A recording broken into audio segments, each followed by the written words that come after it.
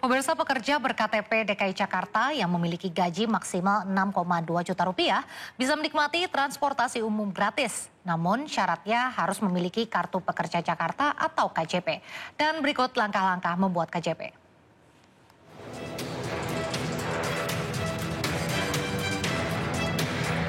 Pemerintah Provinsi DKI Jakarta menerapkan kebijakan layanan transportasi umum gratis bagi sejumlah golongan. Salah satunya pekerja ber-KTP DKI Jakarta yang memiliki gaji maksimal 6,2 juta rupiah. Namun untuk pekerja yang menerima fasilitas ini harus mempunyai Kartu Pekerja Jakarta atau KPJ. Pekerja yang ingin mengajukan KPJ harus melakukan langkah-langkah berikut.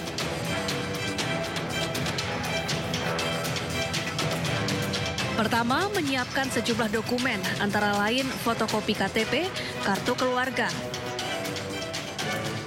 NPWP, slip gaji terbaru, dan surat keterangan aktif bekerja dari perusahaan.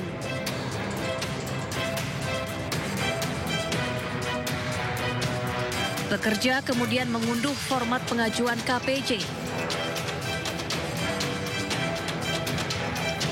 Formulir yang telah diisi lengkap dikirim melalui email ke hikesja.nakertrans@jakarta.go.id dengan tembusan ke kartupekerja.dkijakarta@yahoo.com. Setelah mendaftar, Disnaker Trans DKI Jakarta akan memverifikasi data pekerja. Usai verifikasi disetujui, pemohon diminta membuka rekening Bank DKI dengan minimal deposit Rp50.000. Selanjutnya, KPJ akan disalurkan oleh Disnaker Trans DKI Jakarta bersama Bank DKI di titik-titik penyerahan yang telah ditentukan. Kartu ini kemudian bisa digunakan untuk menaiki bus Transjakarta, LRT, dan MRT gratis. Dari Jakarta, Tim Liputan iNews melaporkan. Pemirsa, lokasi ledakan di SMAN 72 Jakarta, Kelapa Gading, Jakarta Utara masih dijaga ketat aparat keamanan. Sementara proses pemulihan lokasi kejadian tengah dilakukan. Sejumlah aparat militer berjaga di depan pintu masuk sekolah SMAN 72 Jakarta. Fokus pemulihan adalah membersihkan dan merapikan masjid sekolah yang menjadi titik ledakan. Sementara aktivitas belajar mengajar rencananya tetap akan berlangsung normal pada Senin besok. Selain itu juga didirikan posko layanan trauma healing untuk memberikan layanan pemulihan psikologis bagi korban terdampak.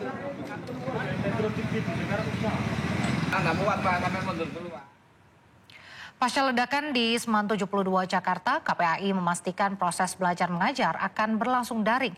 Psikolog akan mendampingi siswa dalam proses belajar mengajar dengan fokus pemulihan psikologis.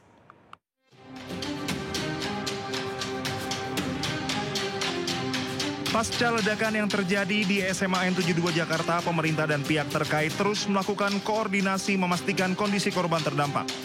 Pemerintah dan pihak terkait memberikan pendampingan psikologis kepada anak-anak korban terdampak baik yang masih menjalani perawatan medis, rawat jalan, maupun korban yang berada di sekitar lokasi kejadian. Sementara sterilisasi di lokasi kejadian tetap berlangsung hingga 3 hari ke depan sehingga aktivitas pembelajaran akan dilakukan secara daring dengan fokus pada pemulihan psikologis. Anak-anak yang masih dirawat, kemudian anak-anak yang sudah pulang ke rumah dan juga anak-anak yang ada di sekitar dan 780 anak lainnya. Semua harus mendapatkan pendampingan psikologis beserta guru. Guru juga harus mendapatkan pendampingan psikologis. 17 guru sudah. Nah, sisanya masih ada total 42 guru. Jadi sisanya juga harus mendapatkan pendampingan psikologis.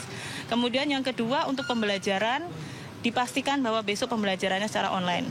Biar anak-anak bisa menghilangkan trauma terlebih dahulu dan proses hukum di sini misalnya sterilisasi dan lain sebagainya tetap berlangsung sehingga anak-anak dalam kegiatan belajar mengajar juga nanti didampingi oleh psikolog. Selain siswa, pendampingan psikologis ini juga menyasar pada guru dan staf SMAN 72 Jakarta.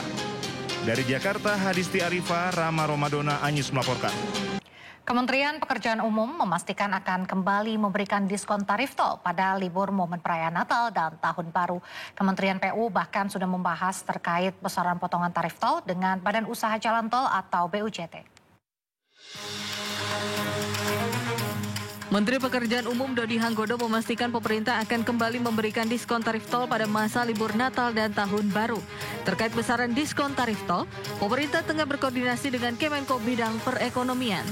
Menurut Dodi, besaran tarif tol juga akan disesuaikan dengan jumlah kendaraan yang melintas serta tidak membebani keuangan badan usaha jalan tol. Saya pikir saya sudah mulai bicara dengan para pemilik badan usaha jalan tol dan mulai awal Oktober itu. Karena kan saya sampaikan juga dalam semua kesempatan bahwa kalau minta tarif tol itu yang tergerus adalah profit and loss-nya BUJT gitu loh. Mungkin antara besar kecil itu kan relatif ya. Mungkin ruas-ruas tol yang memang tidak terlalu gemuk maka akan merasa keberatan. Tapi biasanya kita setelah diskusi dan kalau untuk merah putih sih rata-rata mereka mau. Tapi diskusi sudah mulai dari bulan Oktober itu. Dodi menambahkan selain memastikan kelancaran arus saat Nataru, pihaknya juga melakukan mitigasi bencana pada libur akhir tahun dengan berkoordinasi dengan seluruh balai Kementerian PU di daerah. Terlebih akhir tahun nantinya bertepatan dengan musim hujan sehingga diperkirakan akan terjadi banjir dan longsor. Kementerian PU juga akan menyediakan call center untuk masyarakat apabila terjadi kondisi darurat bencana. Pihaknya telah menyiapkan 5.755 unit alat berat dan 382.044 unit bahan antisipasi banjir seperti geobag dan bronjong. Pemirsa, Menteri Keuangan Purbaia Yudi Sadewa berencana menyederhanakan mata uang rupiah atau redenominasi. Nantinya uang pecahan Rp1.000 akan diubah menjadi Rp1.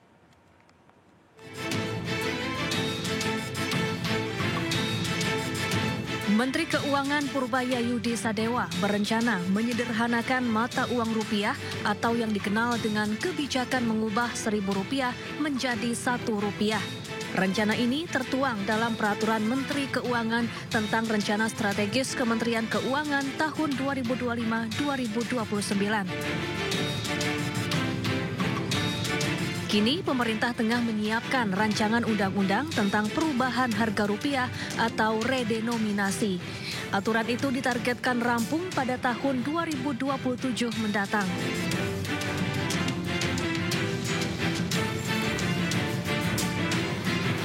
Redenominasi adalah pemangkasan atau penyederhanaan nilai mata uang tanpa memengaruhi nilai tukarnya yang dilakukan saat kondisi ekonomi sedang stabil atau sehat.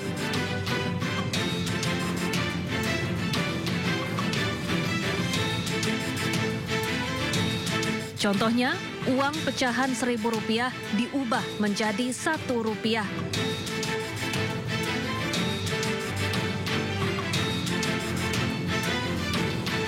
Adapun tujuan redenominasi adalah untuk efisiensi perekonomian nasional, menjaga stabilitas nilai rupiah agar daya beli masyarakat terjaga, dan meningkatkan kredibilitas mata uang rupiah di mata dunia.